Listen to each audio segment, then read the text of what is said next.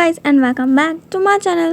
तो पहले के पार्ट में हम लोगों ने देखा था कि जिन गोंग्याओ तो ये उषा से फ्रेंडशिप की बात सुन के ही बस मुस्कुराया जा रहा था और उसके सारे फ्रेंड्स उसको ऐसे देख के कह रहे थे क्या ये हमारा ही फ्रेंड है या फिर इसमें कोई भूत का साया आ गया है। कि जिन गोंग्याओ तो ऐसी हरकतें कभी भी नहीं करता जैसे कोई लड़की हो और उसे अपने क्रश के पास रहने का बहाना मिल गया हो। तो सब लोग अब अपनी अपनी क्लासेस में लौट जाते हैं और सारे लेक्चर्स अटेंड करने लगते हैं। इस वजह से वेउशियान को सबसे घटिया लेक्चर्स लग रहे थे जब उनके प्रोफेसर आते हैं और बहुत स्लो मोशन में पढ़ा रहे थे। वेउशियान को उनके लेक्चर्स में नींद आ रही थी। अगर वो थोड़ा सा जल्दी बोल देंगे तो क्या बिगड़ जाएगा, और इतने स्लो क्यों बोल रहे हैं, ऐसा लग रहा है कि वो कोई लोरी सुना रहे हैं और सिर्फ मुझे ही सुनाना चाहते हैं। प्रोफेसर को मुझसे ही ये प्रॉब्लम क्यों है। वेउशियान पूरा बोर हो चुका था उस लेक्चर में और बड़े मुश्किल से उसने अपने आप को जगाए रखा था। जैसे ही लेक्चर्स ख़त्म होते हैं वेउशियान कहता है कि थैंक गॉड सर से छुटकारा मिला। पर उसकी बैड न्यूज़ कि एक टीचर नहीं आने के कारण इन्हीं सर उनकी क्लास अटेंड करने वाले। वेउशियान कहता है कि ये बुरा दिन कि वो ख़त्म नहीं होता, ये मेरे साथ ही क्यों होता है। वेउशियान अपना मुंह लटका के उस पूरे लेक्चर को अटेंड करता है और कॉलेज ख़त्म होने के बाद वेउशियान अपनी बाइक को उठाता है और जिम में निकल जाता है। जी वेउशियान के पीछे पीछे जिन गोंग्याओ भी जिम में पहुंच जाता है, पर बेचारा पहली बार जिम गया था। ऐसे में बुरी तो बहुत किया है पर वो जिम कभी भी नहीं गया। वो जाके देखता है कि वेउशियान को सब लोग ह्योंग कह रहे थे।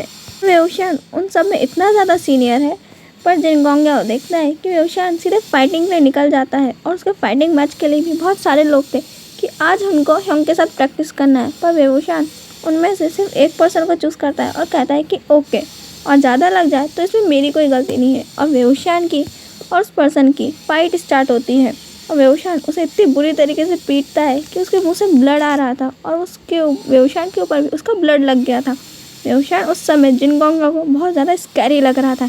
वेउशियान जिन गोंग्याओ कहता है कि बट ये इस लुक में भी इतना हॉट और सेक्सी कैसे दिख सकता है, इसकी मसल्स, इसकी बॉडी मूवमेंट और ये कितने अच्छे तरीके से लड़ता है, मेरे को इससे सच में प्यार हो गया। जिन गोंग्याओ अपने ख्यालों में बिजी था और ब्लश कर रहा था। उसके पास आता है और टॉवेल लेते हुए कहता है कि अब तुम क्या देख रहे हो, तुम्हें उसके लिए सिंपैथी फील हो रही है या फिर तुम्हें भी मुझसे फाइट करनी है। तब जिन गोंग्याओ होश में आता है कि उसके सामने वेउशियान आ चुका है। जिन गोंग्याओ कुछ कहना चाहता था पर बेचारे ने तो सुना ही नहीं कि वेउशियान ने कहा क्या। कहता है कि मैं तो मजाक कर रहा था, और ऐसा कह के अपने जिम मेंबर्स के पास पहुंचता है। उसमें से सब लोग उसकी फाइटिंग की तारीफ कर रहे थे और उनका कोच आके कहता है कि वेउशियान को अपने नेशनल में खेलने की तैयारी करते रहनी चाहिए और उसे और भी ज़्यादा इम्प्रूव होना चाहिए। जिन गोंग्याओ सोच रहा था इतनी अच्छी फाइट के बाद भी इसे और इम्प्रूवमेंट चाहिए, अगर ये और इम्प्रूवमेंट करेगा तो जो जिंदा बचा है वो तो मर ही जाएगा। और वेउशियान के कोच उसे बहुत सारे सिटअप्स और बहुत ज़्यादा एक्सरसाइज करने को बोलते हैं। जिन गोंग्याओ को तो उनका कोच बहुत बड़ा हिटलर दिख रहा था। ये कौन सा इंसान है जो वेउशियान को इतनी मेहनत कराता है। उसका वेउशियान कितना थक गया है, उसे पसीना आ रहा है और ये कोच उसे तब भी मेहनत करवा ही जा रहा है। पर वेउशियान को इससे कोई प्रॉब्लम नहीं थी। वेउशियान को तो जितनी एक्सरसाइज कहो वो कर लेगा।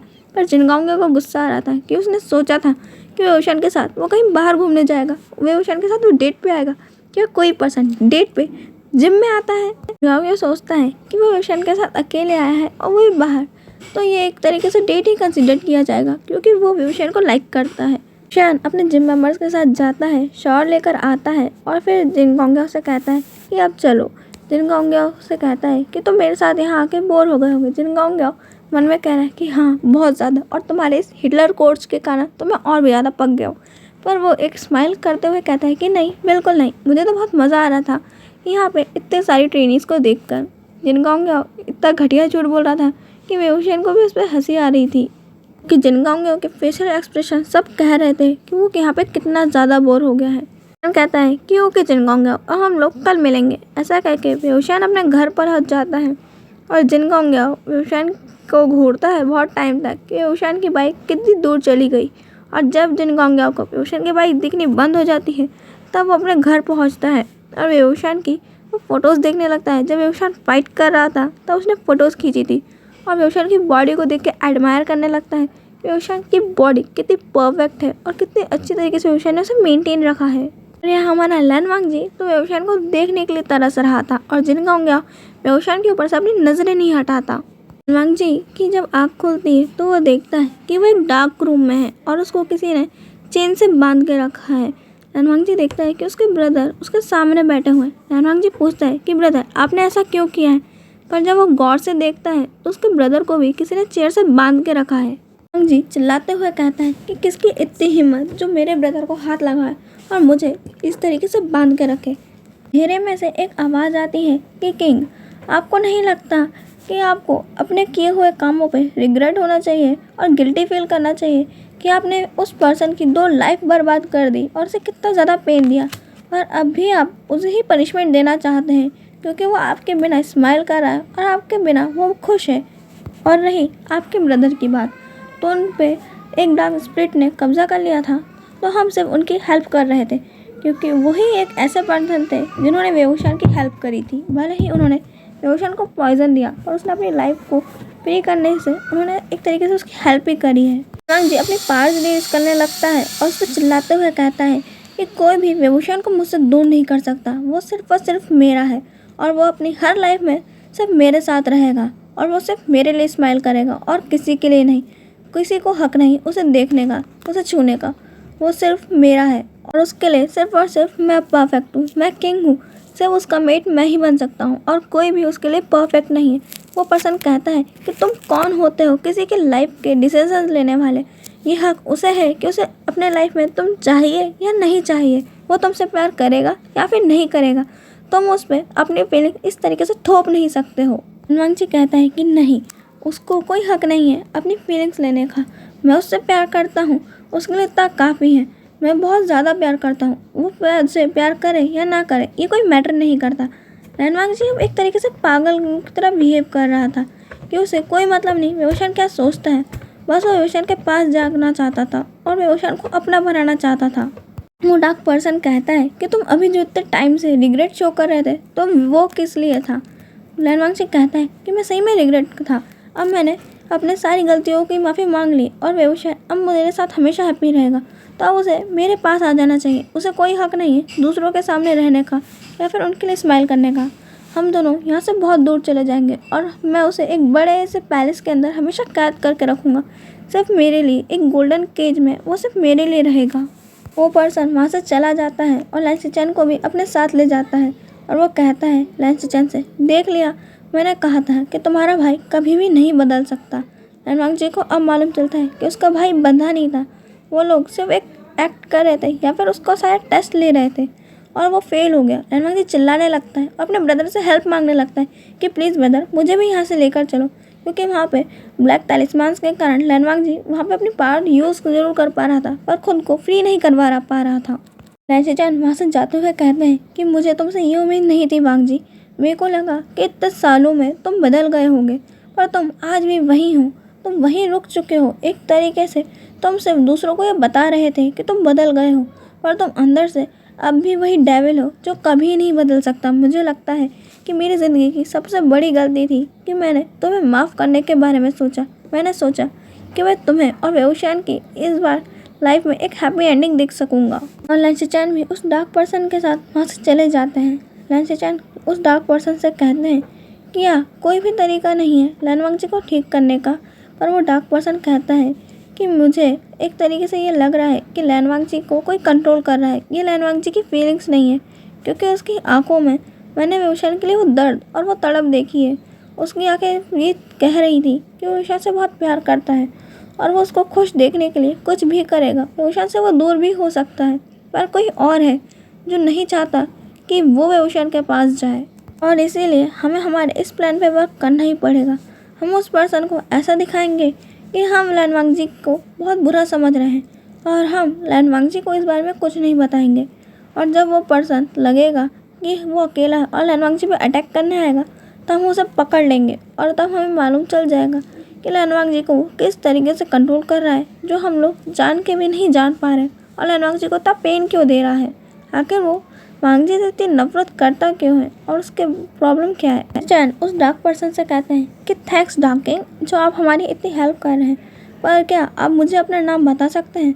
वो डार्क किंग कहता है कि आपको मुझे जो अच्छा लगे आप मुझे वो कह सकते हैं, और वैसा कह के वहाँ से डिसअपीयर हो जाता है। चैन सोच रहे थे कि मुझे लगा था इतने सालों बाद, जो इतने टाइम पहले इतना खून खराबा और जो इतनी सारी वॉर्स हुई थी, अब नहीं होगी, अब एक शांतिपूर्ण लाइफ होगी। पर ऐसा कुछ भी नहीं है। अब वापस से वो एनिमीज चालू हो गए, फिर से नए किंग दूसरे किंग पर अटैक करेंगे, फिर से यहाँ पे कोई स्पिरिट किसी और पे काबू करेगी। और अब ये कौन है जो वांग जी को ऐसा करना चाहता है, जो नहीं चाहता कि वेओशान के पास वांग जी जाए। जैन सोच रहे थे कि वो कौन पर्सन हो सकते हैं जो वेओशान को प्रोटेक्ट करना चाहते थे, क्योंकि इन 2 लाइफ्स में तो कोई भी उनके सामने नहीं आया जो वेओशान को प्रोटेक्ट करना चाहे। पर इस लाइफ में इतने सारे पर्सन्स कहाँ से आ गए जो वेओशान को प्रोटेक्ट करना चाहते हैं, और पर क्यों? उन्हें वेओशान से ऐसा भी क्या मिल रहा है जब वो वेओशान को प्रोटेक्ट करना चाहते हैं? अब टाइम ऐसे ही पास होने लगता है। 1 मंथ हो गया था। रनवांग जी उसी डार्क रूम में था और वेओशान की लाइफ भी फन और हैप्पीनेस से जा रही थी लोगों के नज़र में। पर वेओशान अंदर से बहुत ज़्यादा लोनली होते जा रहा था।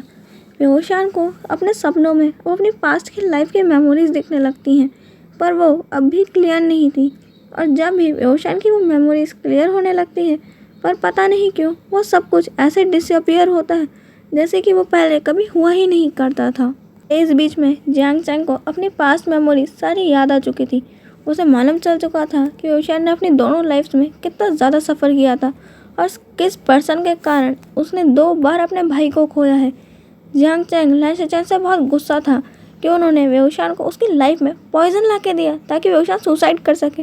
लैन शिचेन उसके भाई को उससे भगा के उनके पास ला सकते थे, उन्हें प्रोटेक्ट करते, पर उन्होंने वेओशान को जहर दिया कि वेओशान सुसाइड कर ले। लैन शिचेन ने ऐसा क्यों किया? जियांग चैंग आज गुस्से में लैन शिचेन से यही बारे में बात करने जा रहा था। वेओशान जियांग चैंग को देख के कहता है कि तू इतने गुस्से में क्यों है? पर जियांग चैंग कुछ नहीं कहता और उसे टाइटली आके हग करता है और रोने लगता है। वेओशान कहता है कि क्या हुआ, शिचेन से झगड़ा हुआ है या फिर तू फिर से जेलस हो गया है? लैन शिचेन के बारे में सुन के जियांग चैंग कहता है कि उसका तो नाम भी मत लो।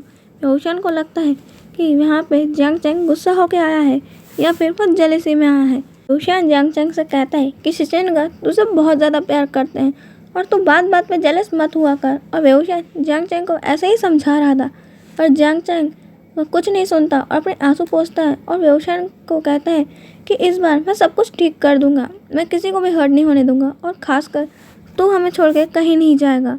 और ये कह के वो वहाँ से चला जाता है। वेओशान कहता है क्या मैं पागल हूँ जो इसे छोड़ के जाऊँगा? मुझे इसे परेशान करना कितना ज़्यादा पसंद है। ऑफ कोर्स मैं अपनी इतनी हैप्पी लाइफ छोड़ के कहाँ जाऊँगा। वेओशान जियांग चैंग के इस बिहेव को ज़्यादा मैटर नहीं करता और यहाँ पे जियांग चैंग लैन शिचेन पे जाके चिल्ला रहा था, तुम ही वो पर्सन हो जिसके कारण मेरे भाई ने सुसाइड किया था, तुमने ही उसे पॉइजन ला के दिया था ना। लैन शिचेन को पहले समझ नहीं आता कि जियांग चैंग किस बारे में बात कर रहा है, पर लैन शिचेन जब जियांग चैंग की पूरी बातें केयरफुली सुनते हैं तो कहते हैं क्या तुम्हें सब कुछ याद आ गया? जियांग चैंग कहता है कि ओह, तुम क्या ये चाहते थे कि मुझे कभी भी याद ना आए और मुझे कभी भी ये मालूम ना चले कि कैसे तुम्हारे और तुम्हारे भाई के कारण मेरे भाई ने अपनी दोनों लाइफ इतनी बुरी तरीके से बिताई हैं। लोग कहते हैं कि लाइफ में हर किसी को सेकंड चांस मिलना चाहिए, पर मैं कहता हूँ कि कभी भी मेरे भाई को या फिर किसी को भी सेकंड चांस नहीं मिलना चाहिए, क्योंकि उन्हें शायद गलत लगता है या फिर वो फेरी टेल की तरह सोचते हैं कि सेकंड लाइफ में वो पर्सन उनके लिए अच्छा बनेगा। पर यहाँ तो तुम्हारा भाई मेरे भाई के लिए पहले से भी बहुत ज़्यादा बुरा बन गया, और अगर उसे ये सब कुछ वापस याद आ गया तो तुम्हें मालूम है वो क्या करेगा? वो वापस से अपनी जान दे देगा, और मैं ये नहीं चाहता कि मेरा भाई मुझे छोड़ कर जाए। लैन शिचेन से वो कहता है कि अब हम लोग ब्रेकअप कर लेते हैं, तुम मुझसे अब हमेशा दूर रहोगे, क्योंकि मैं नहीं चाहता कि मेरे लाइफ में कोई भी लैन रहे जिसके कारण मेरा भाई इन लैन वर्ड से या फिर लैन फैमिली में इन्वॉल्व हो। लैन शिचेन कहते हैं कि तुम बातें क्या कर रहे हो, मेरा भाई बदल चुका है। जियांग चैंग कहता है कि हाँ तुम ठीक कह रहे हो, तुम्हारा भाई बदल चुका है। पहले उसने वेओशान को बहुत तड़पा के सबके सामने मारा, और उसके बाद वेओशान को उसने इतना ज़्यादा तड़पाया कि वेओशान ने खुद ही सुसाइड कर लिया। पहले वेओशान के आंखों में जो लनवांग जी के लिए प्यार था, जो वो सिर्फ एक झलक के लिए उसके पीछे मरता था, और अब उसकी आंखों में ना प्यार है ना धोखा है। तो मालूम है वो हर पल अपनी खाली आंखें लेके बैठा रहता है, और अगर कोई उससे पूछे कि क्या बात है तो वो अपनी हंसी से सब छुपा देता है। मेरा भाई आज भी उस दर्द में, भले उसे कुछ याद नहीं है, पर वो दर्द वो आज भी फेस कर रहा है। तुम्हारा भाई तो खुश होगा कि उसने वेओशान के साथ बड़े मज़े करे, पर मेरा भाई की लाइफ उसने हेल बना चुका है। स्टैन कहते हैं कि मेरा भाई भी इतने सालों से उसका इंतज़ार कर रहा है और उस गिल्ट में जी रहा है। लैन शिचेन की बात सुन के जियांग चैंग कहता है कि वो गिल्ट में जी रहा है, ये हमने उसे नहीं कहा था, उसने ऐसा काम किया और जब लोगों के जाने के बाद उसे गिल्ट का एहसास होता है तो ये कौन सी बड़ी बात है। वेवशान के मरने के बाद उसे एहसास हुआ कि उसने ये बुरा काम किया है। इससे पहले भी वेवशान की डेथ हुई थी, तब उसे मालूम नहीं चला। क्या वो हमेशा चाहता है कि किसी न किसी की डेथ हो, और वेवशान को इतने पेन में देख के उसे अच्छा लगता था। वो हमेशा वेवशान को अपने पास कैद में रखना चाहता था। जिजन कहते हैं कि मैं मानता हूँ कि मेरे भाई ने गलतियाँ की हैं, पर वो सुधर चुका है। अब वो अपने आप को बदलने की कोशिश कर रहा है। अब वो वेवशान को सिर्फ खुश देखना चाहता है। वो उसके पास सामने तक नहीं आया। तभी जियांग चैंग को वहाँ से लैनवांग जी की चिल्लाने की आवाज़ें आ रही थी, तो वो वहाँ जाकर देखता है कि एक रूम में लैनवांग जी को पकड़ के जंजीरों में बांध के रखा गया, और लैनवांग जी सिर्फ चिल्ला चिल्ला के यही कह रहा था कि उसे वेवशान के पास जाना है। वेवशान किसी और के सामने स्माइल नहीं कर सकता, वेवशान किसी और का नहीं हो सकता। वेवशान को वो मार डालेगा अगर वेवशान ने किसी और के लिए स्माइल करी, और वेवशान को वो बहुत ज़्यादा प्यार करता है, इसलिए वेवशान उसे प्यार करे। इससे उसे कोई लेना देना नहीं, बस वो चाहता है कि वेवशान उसके पास रहे। वो दोनों हमेशा साथ साथ रहेंगे, और वेवशान हमेशा उसके बाहों में रहेगा, उसकी गोल्डन केज में, जहाँ पे वो उसे बहुत ज़्यादा खुश रखेगा। उसके लिए वो सब कुछ लाएगा।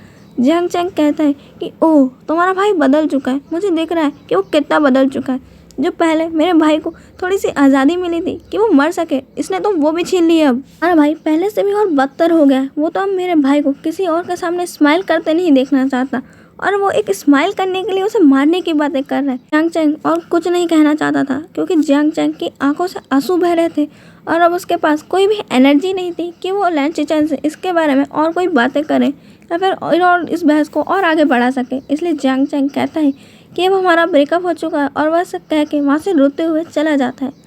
जियांग चैंग को भी बहुत बुरा लग रहा था, क्योंकि वो अपने लैन चिचन से बहुत ज़्यादा प्यार करता था, पर वो अपने भाई की लाइफ इसके लिए रिस्क में नहीं डाल सकता। चैंग अपने घर पहुंच के कह देता है कि लैन चिचन उसे चीट कर रहा था और वो 2 टाइमिंग कर रहा था, इसलिए उसने उसे छोड़ दिया है। और उसके घर वाले भी जियांग चैंग को सपोर्ट करते हैं, क्योंकि वो समझ रहे थे कि जियांग चैंग की कंडीशन इस समय कैसे होगी, क्योंकि जियांग चैंग लैन चिचन को बहुत ज़्यादा प्यार करता था। चिचन को भी बहुत बुरा लग रहा था कि उनसे जियांग चैंग ने ब्रेकअप कर लिया है। वो उन्हें कॉल कर रहा था कि जियांग चैंग उससे कॉल उठाए और वो उनसे बात करके सब कुछ सॉर्ट आउट कर ले, पर जियांग चैंग ने उसे ब्लॉक कर दिया था, और वो उसके कोई भी कॉल या मैसेजेस का रिप्लाई नहीं कर रहा था। लैन चिचन नेक्स्ट डे जियांग चैंग के घर पहुंच जाते हैं जियांग चैंग से मिलने और बातें करने, पर कोई भी उन्हें जियांग चैंग से मिलने नहीं दे रहा था। और जियांग चैंग ने भी जब लैन चिचन को विंडो से देखा तो उसने अपने कमरे से बाहर आने के लिए मना कर दिया था, और वो सिर्फ रोए जा रहा था। इसलिए उसकी ऐसी कंडीशन देख के किसी ने भी उसे जियांग चैंग से मिलने नहीं दिया। और लैन चिचन जब भी कोई ना कोई कोशिश करते जियांग चैंग से मिलने, उसके कॉलेज जाते, या फिर जब वो वेवशान के साथ जिम से लौट रहा होता तब, पर जियांग चैंग अब लैन चिचन को पूरी तरह इग्नोर कर रहा था।